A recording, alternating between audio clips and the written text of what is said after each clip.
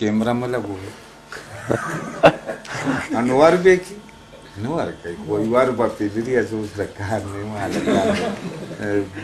مه لګوئ کیمرې او دغه دا خبره داسې ده که نه چې لکه واش ده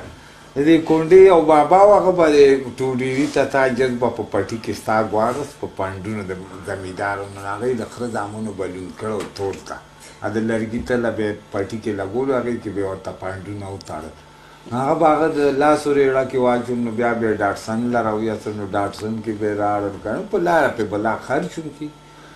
چې ډاټسن ته یې راویسته نو کلنډر ته یې دا پنډونه راله پاس کېده خیر د ده د سیټ نه باندومه زه به پاس کېنم پنډونو سره دومره پیسې به درکړم لالې چې ولول که خبره خو د جناسې وي ویې دا وخېږه بابا چې پاس ختلی پنډونه ایښي دي یاره یو طرف ته هغه جینکای کېنولي بل طرف ته هلکانو سره دوو کسانو سره پکې تماشې وموي نو هغه یاره چې ګاډی کوږ راکوږ شه روانېده نو د هغه ښځو باندې اوبه راڅڅېدې هغه یو جینا دی کلنډر له اواز ورکړی دی سیټ ته ناست و لارې پله وی دا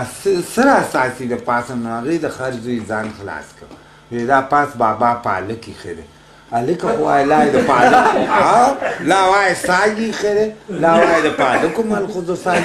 په هغه سنګل وی دا پاس بابا پالک ایښی دی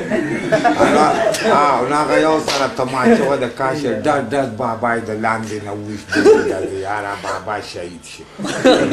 هغه کلنډر پېښ شي جای ته هغه ته وایي تاسو ولې داسې وایي چې لکه پاس بابا پالک ایښی دی نو هغه ورته وایي دا تاسو چې ټیلیفون وشي باټمین ته وایي چې دا وکیفونو شه نو دقه دا کې هم اوس جاج پاتې راغی اوس جاج وایي چې دی پالک له نوم بدلو خو نه بدلېږي سړی سړی یې ښځه ښځه ملخوځه ښځه ده پالک سړی دی او که نه نو دی ټوله پښتو یاره ګډه وډه کړې ده که د لیلمینانو نه تپوس وکړي یاره دا بجلي ولې نشته دا د رستو نه تلې ده ماما د رستو تپوس کولی شي که جنازې له لاړ شو نو اواز به د مخکې نه وشي ایماندارو بیا د رستو نه اواز وکړئ به بیا وداسې اردم کړو تاسې سوچ سبزی له به راشي وی خو ویني چې دا سبزي پرته څنګه پلاني څه تورای مورای دې ساتلي مورای به وایي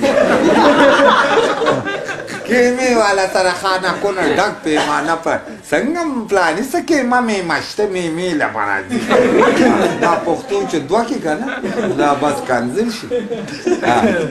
هغه یو سړي وایي د سلو کالو عمر کې زیه شو نو هغه یاره چې وشو نو ټول عزیزان یې راجمع کړه وی دله چې نوم کېدی که نه خر چې وکړو روټۍ موټۍ پخه کړه نو هغه چې روټۍ وخوړ نو هغه یو ورته وایي کاکاجي ته ولې نوم کېده موږ به در سره دوا وکړو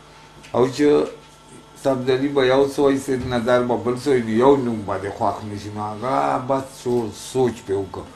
وی زه دا خان نوم چې څه کې راځي نو دی ډېر دروند وی زه وکړئ د واده ته به بعد د نن نه فتح خان و نو په فتح خان دوا وشو فتح خان چې د خړپوستو شیاره بهر راووته نو دا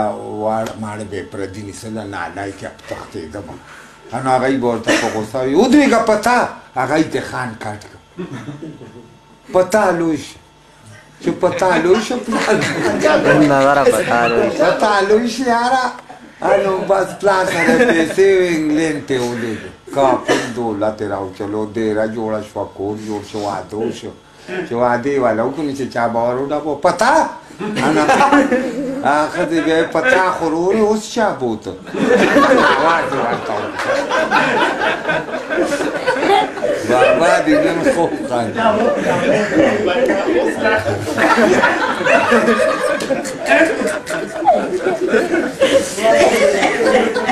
وار به جوړه وي په تا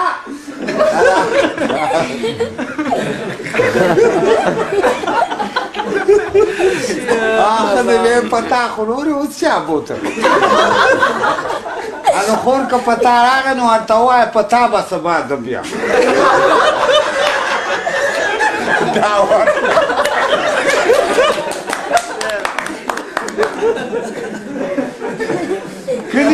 کلي جرګه وکړه چې دا نوم خو کنځل شه نو بس هغه یې ورسره اتفاق وکړو نو هلکانو دغه سید نظر کلا سبزري هغه یې ورته وایي بېغمه شی دی په تا یاره مجلس له تله چې راته پټ و ورته یو چارجر یې پرې وچلو په تا شهید شي هغه ته څه ګناه او دا خو والا پلار یې خو لکه د کلي نه کنځل ختم شو یاره